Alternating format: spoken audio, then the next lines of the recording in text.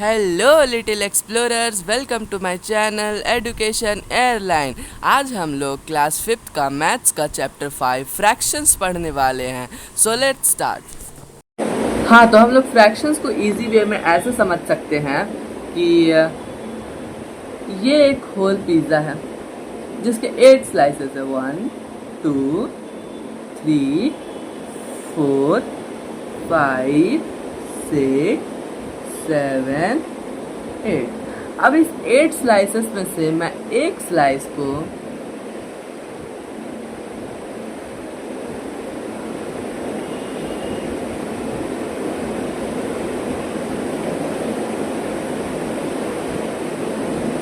बाहर निकाल दूं तो ये जो एक स्लाइस है इसको हम लोग ऐसे लिखेंगे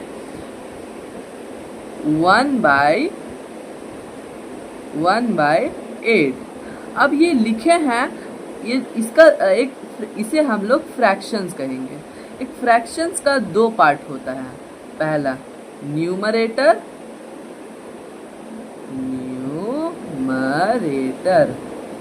न्यूमरेटर।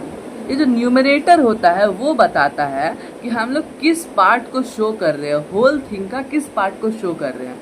और ये होता है डेनोमिनेटर। ये जो डेनोमिनेटर होता है ये होता है, हाँ लिख देते हैं डेनोमिनेटर।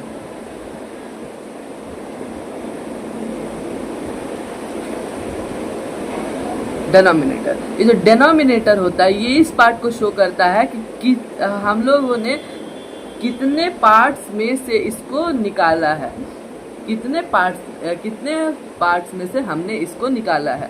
तो हम लोगों ने 8 पार्ट्स में से एक को निकाला है, तो इसी को हम लोग कहेंगे 1/8। तो बस फ्रैक्शन यही था।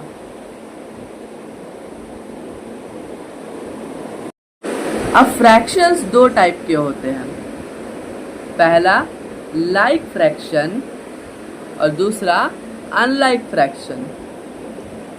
अब ये जो लाइक फ्रैक्शंस होता है, ये लाइक फ्रैक्शन होता है, ये होता है वो फ्रैक्शंस, दो या दो से ज़्यादा फ्रैक्शंस जिसका डिनोमिनेटर इक्वल हो। जैसे कि ये 3/8, इस सभी का डिनोमिनेटर इक्वल है। और अनलाइक फ्रैक्शन, दो या दो से ज़्यादा फ्रैक्शन जिसका डिनोमिनेटर इक्वल नहीं हो उसे हम लोग अनलाइक फ्रैक्शन कहेंगे। जैसे ये 1/5, 2/9, 5/10। तो ये हम इनका डिनोमिनेटर सेम नहीं है, तो इसे हम लोग अनलाइक फ्रैक्शन कहेंगे।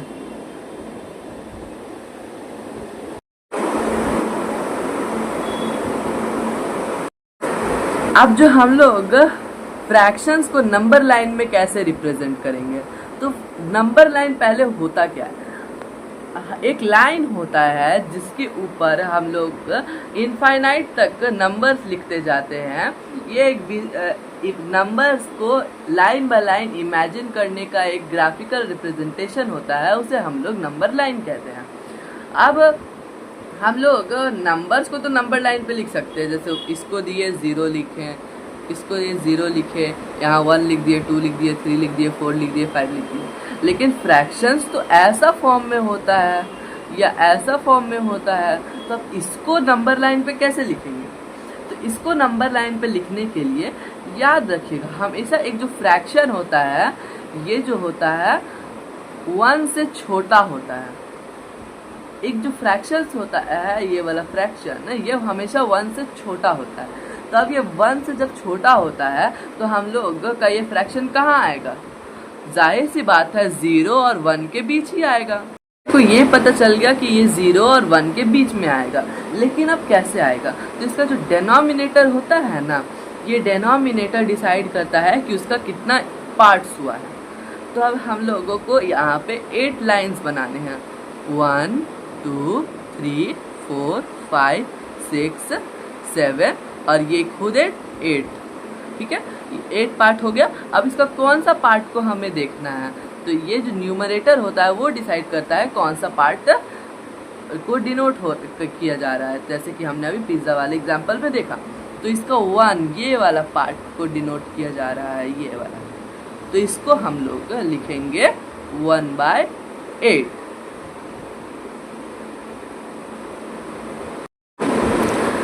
अब जो फ्रैक्शंस होते हैं वो फ्रैक्शंस 3 टाइप के होते हैं। पहला प्रॉपर फ्रैक्शन, दूसरा इम्प्रॉपर फ्रैक्शन, तीसरा मिक्स्ड फ्रैक्शन। ये जो प्रॉपर फ्रैक्शन होता है उसका न्यूमरेटर जो होता है वो डिनोमिनेटर से छोटा होता है। मतलब अगर कोई एक पिज़्ज़ा है, उसका 6 पार्ट है, तो उसमें से वो 5 पार्ट को डिनोट कर रहा है। इस जैसे कि लिखा हुआ है 5/8। और जो इम्प्रॉपर फ्रैक्शन होता है उसमें जो डिनोमिनेटर है वो छोटा होता है और न्यूमरेटर बड़ा होता है। अब ऐसा क्यों? जैसे इसमें लिखा हुआ है 8/6, मतलब एक पिज़्ज़ा है जिसका 6 पार्ट है, लेकिन उसमें से 8 खाया गया है। इसका मतलब एक पिज़्ज़ा से 6 पार्ट खाया गया है और दूसरे पिज़्ज़ा से 2 पार्ट खाया गया है। एक पिज़्ज़ा होल खाया गया है, एक पिज़्ज़ा से 2 पार्ट खाया गया है, इसीलिए ऐसे लिखते हैं। इम्प्रॉपर फ्रैक्शन ये हो गया। अब जो मिक्स्ड फ्रैक्शंस है, ये मिक्स्ड फ्रैक्शंस इम्प्रॉपर फ्रैक्शन का एक पार्ट है। मतलब एक होल नंबर को एक प्रॉपर फ्रैक्शन से प्लस कर दिया गया है। ऐसे इसमें लिखा हुआ है 1/2/6। अब ये 1/2/6 जो लिखा हुआ है, इसका मतलब है ये जो 1 है ये साफ बता रहा है कि एक पिज़्ज़ा खाया गया है और उसके बाद 6 पार्ट में से 2 पार्ट खाया गया है दूसरे पिज़्ज़ा से।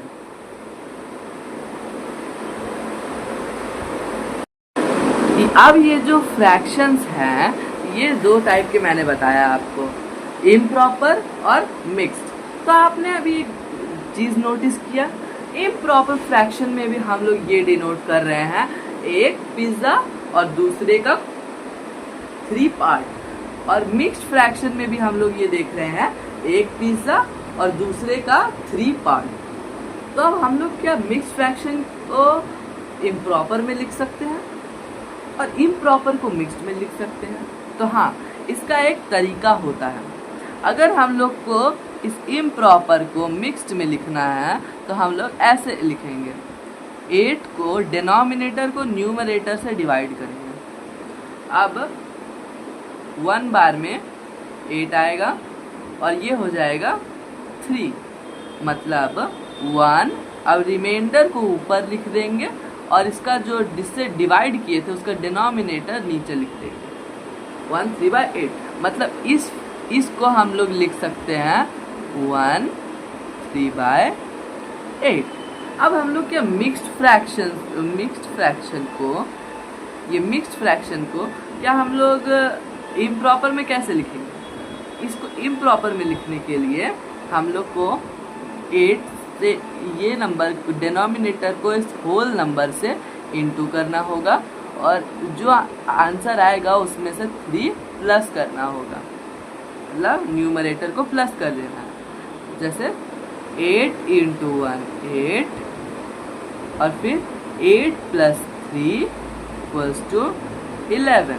तो हम लोग इसको लिख सकते हैं 11/8।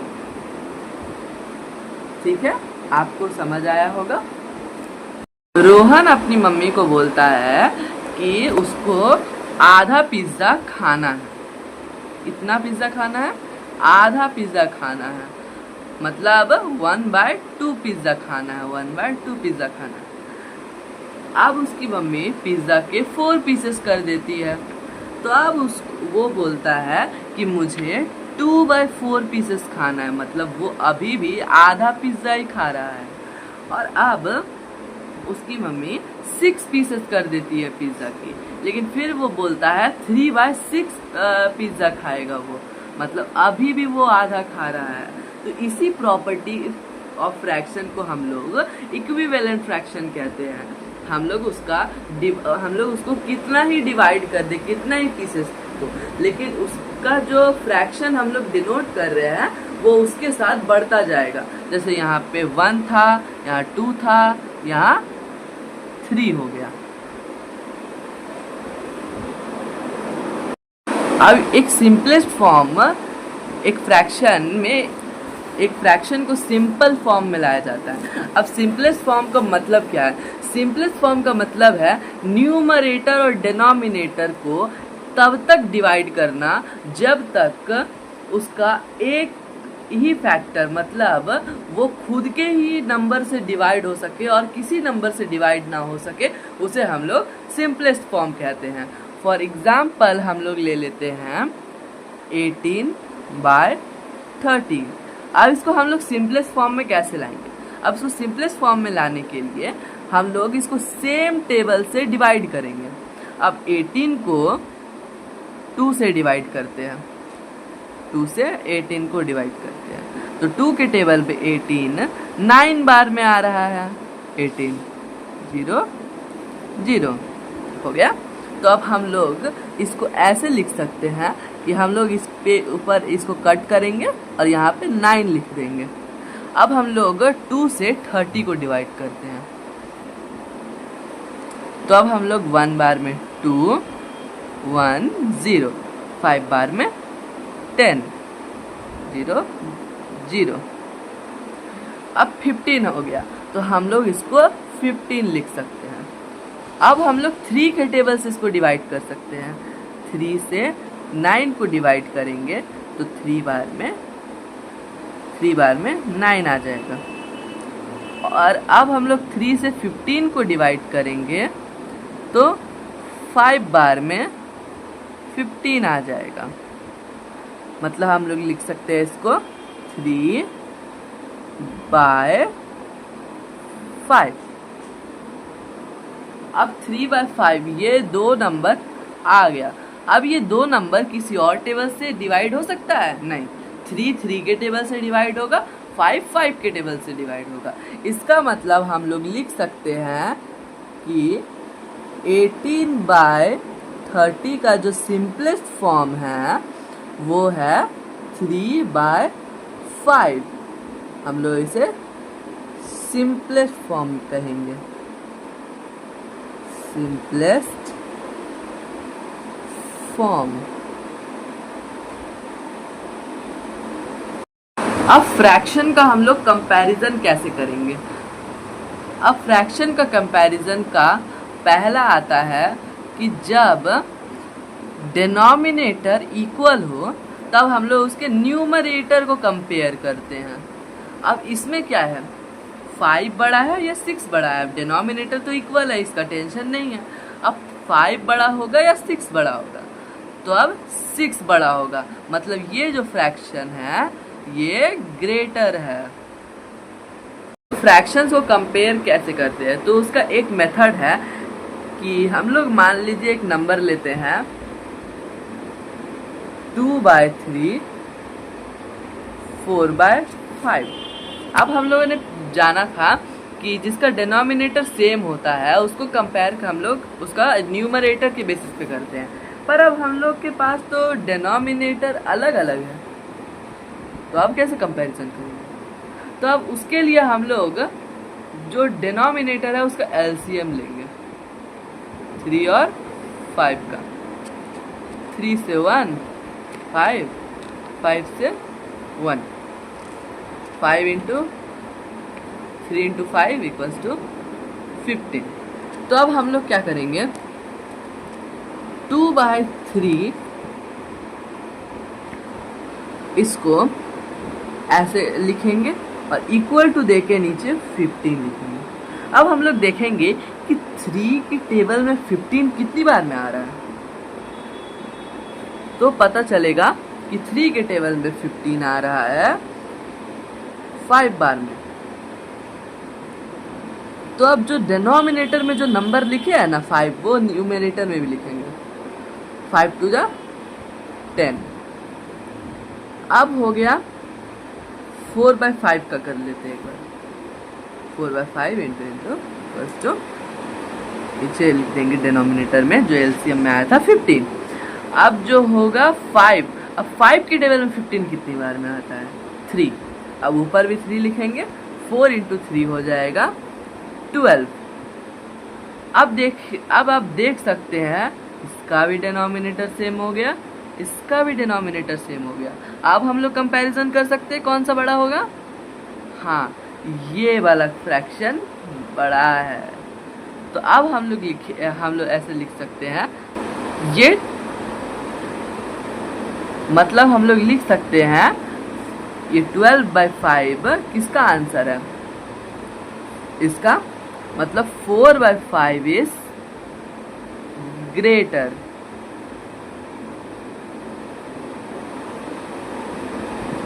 तो ये एक प्रोसेस हो गया।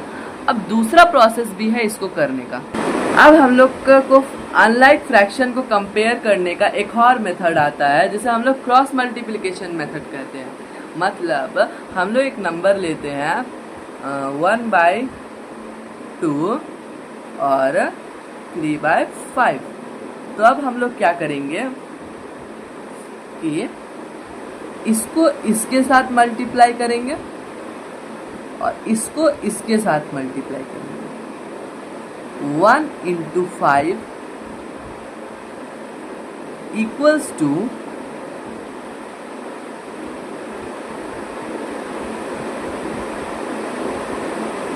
और ये हो जाएगा 2 इंटू 3। अब हो गया। अब हम लोग क्या करेंगे, 5 1 जा 5 और 3 2 जा 6। तो 5 बड़ा है या 6? 6 बड़ा है। तो अब 6 की तरफ जो नंबर है वो हम लोग का ग्रेटर होगा। मतलब 3/5 जो होगा वो ग्रेटर होगा। अब हम लोग का एक और फ्रैक्शन का कंपैरिजन आता है। इसमें जो होता है वो न्यूमरेटर सेम होता है। फॉर एग्जाम्पल हम लोग दो नंबर लेते हैं, दो फ्रैक्शन लेते हैं, एक 2/5 और एक 2/9। तो अब हम लोग का जब डिनोमिनेटर सेम होता था तो हम लोग न्यूमरेटर को कंपेयर करते थे और जो बड़ा होता था उसको लिख देते थे। लेकिन डिनोमिनेटर के केस में अगर न्यूमरेटर के केस में अगर न्यूमरेटर इक्वल होता है तो जो जिसका डिनोमिनेटर छोटा होता है वही बड़ा होता है।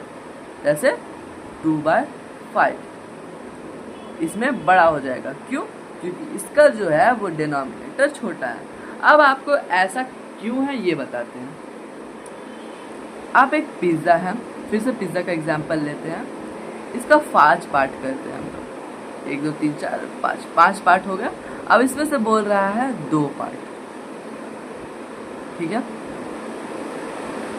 अब एक दूसरा पिज्ज़ा है जिसका 9 पार्ट्स है, 1 2 3 हो जाएगा 9। अब इसका 2 पार्ट है। अब बताओ इसमें इतना सारा एम्प्टी स्पेस रह गया, इसमें इतना सा एम्प्टी स्पेस रहा।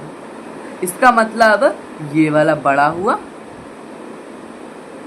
ना। तो इसीलिए हम लोग का ये वाला जो छोटा वाला फ्रैक्शन होगा जिसका डिनोमिनेटर कम होगा वो होगा, ये वाला होगा ग्रेटर।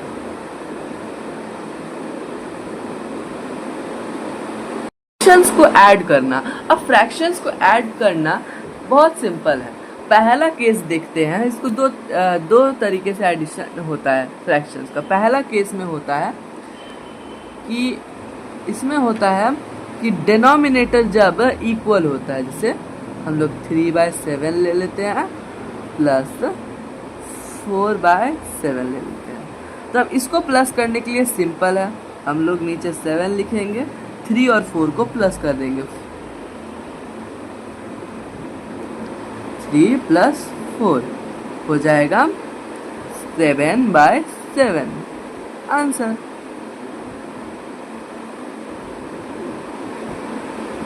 अब दूसरा केस में होता है कि हम लोग का जो होता है वो डिनोमिनेटर अलग हो जाता है। तो जब डिनोमिनेटर अलग हो जाएगा तब हम लोग को एडिशन करने के लिए एग्जाम्पल लेते हैं 2/3 + 3/4। अब हम लोग इसको प्लस करने के लिए हम लोग को सबसे पहले 3 और 4 का एलसीएम लेना होगा। 3 और 4, 3 के टेबल में 1 बार में 4, 2 के टेबल में 2 बार में, 2 के टेबल में 1 बार में, मतलब 3 इंटू 2 इंटू 2 इक्वल्स टू 12। तो अब हम लोग नीचे लिख लेंगे 12। अब 3 को 12 से डिवाइड करेंगे। 3 के टेबल में 12 4 बार में आता है। अब जो 4 होगा उसको न्यूमरेटर से इनटू करेंगे, मतलब 4 2 जा 8। अब 8 प्लस 4 के टेबल में 12 कितनी बार में आता है, अब इसका देखेंगे। इसको 12 से डिवाइड करेंगे। 4 डिवाइडेड बाय 12 होगा 3। अब 3 को न्यूमरेटर से इंटू करेंगे। 3 3 जा 9। तो अब हम लोग का हो जाएगा, ऊपर का प्लस करेंगे, मतलब 17 बाय 12 होगा इसका आंसर। तो अब दूसरा केस भी समझ आ गया। सब्ट्रैक्शन के लिए भी सेम ही प्रोसेस है। हम लोग ले लेते हैं कोई भी नंबर, 4 बाय 7 माइनस 5 बाय 11। अब इसके लिए भी हम लोग को इसका एलसीएम लेना पड़ेगा 7 11 का। 7 और 11, 7 के 1 बार में 11 बचेगा और 11 के टेबल में 1 बार में।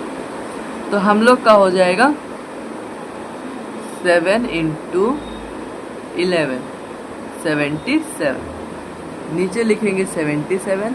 अब 7 को 77 से डिवाइड करेंगे, आएगा 11 आएगा। अब 11 आएगा। अब 11 को 4 से इंटू करेंगे, मतलब 44 माइनस, अब 11 को 77 से डिवाइड करेंगे, 7 आएगा। 7 को 5 से मल्टीप्लाई करेंगे तो 35 आएगा। अब हम लोग इसको माइनस करेंगे, 44 माइनस 35। तो इससे कैरी लिए 14 हो जाएगा। 14 में से 5 गया तो 9 हो जाएगा। अब इससे कैरी ले लिए 3 हो जाएगा, 3 3 0 हो जाएगा, तो बचा 9। तो 9 बाय 77 इसका आंसर हो जाएगा। एडिशन और सब्ट्रैक्शंस की कुछ प्रॉपर्टी है। फर्स्ट है कम्यूटेटिव प्रॉपर्टी। अब कम्यूटेटिव प्रॉपर्टी जो है वो कहता है कि एक जो अगर कोई नंबर है, फॉर एग्जाम्पल 1/7 लिखते हैं प्लस 4/7 लिखते हैं, वो होगा इक्वल होगा। अगर हम लोग उसको उल्टा कर दे, 4/7 लिख दे प्लस 1/7 लिखें, तो इसका जो आंसर आएगा वो सेम आएगा। जैसे देखिए डिनोमिनेटर सेम है, तो हम लोग न्यूमरेटर को प्लस करेंगे, 5 आएगा। 5/7, इसमें भी 5/7, मतलब आंसर सेम आ रहा है। इसका मतलब कि अगर हम लोग एडिशन करने वाले दो फ्रैक्शन को पलट दें तब भी आंसर सेम आएगा।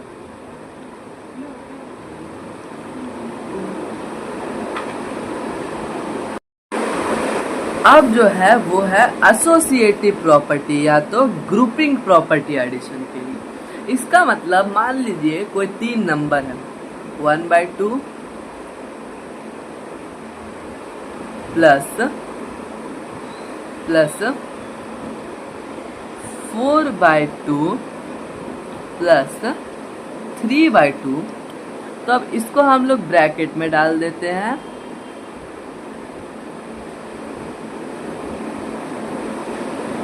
वो जो होगा वो इक्वल होगा।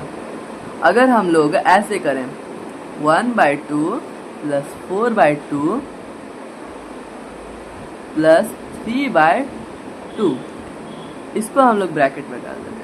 अब हम लोग ब्रैकेट में किसी भी चीज़ को डालते हैं तो क्या होता है, सबसे पहले हम लोग ब्रैकेट सॉल्व करते हैं, उसके बाद उसका जो आंसर आएगा उससे बाहर वाला को सॉल्व किया जाता है। तो हम लोग अगर ब्रैकेट वाला सॉल्व करें तो इधर आ जाएगा, डिनोमिनेटर सेम है तो न्यूमरेटर को प्लस करेंगे तो 4 5 6 7 आ जाएगा, और इधर भी 5 आ जाएगा। ठीक है, अब इधर जो 7/2 आया है, 7/2